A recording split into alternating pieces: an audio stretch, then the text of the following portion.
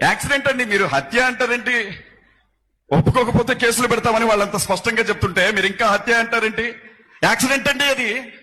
Accident. రోడ్డుకి 9 అడుగుల దూరంలో మనిషి పడిపోయి ఉన్నాడు. మనిషి మీద బుల్లెట్ పెట్టేసింది, కాళ్ల మీద నుంచి తల వరకు. యాక్సిడెంట్ అది, నమ్మండి మీరు.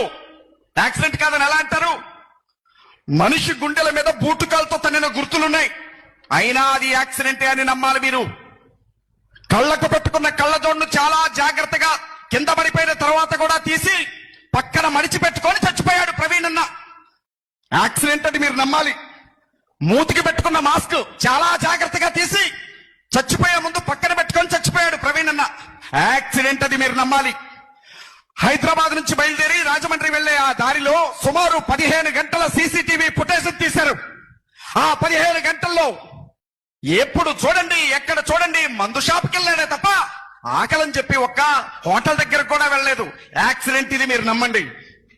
స్పృహ తప్పి పడిపోయిన తర్వాత కూడా రామవరపాడు జంక్షన్ లో 4 గంటలు పడిపోయి ఉన్నప్పుడు కూడా స్పృహ లేని స్థితిలో కూడా తలకుండే హెల్మెట్ తీయలేదు, మూతుకున్న మాస్క్ తీయకుండానే 4 గంటలు పడిపోయి ఉన్నాడు. యాక్సిడెంట్ ఇది మీరు నమ్మండి. ఎక్కువ మాట్లాడితే కేసు పెడతాం, ఎక్కువ మాట్లాడుతూ కేసు పెడతాం. కోడకల్లారా, మీ యొక్క అనుమానాలు మీరు చెప్తే మేము వినాలా?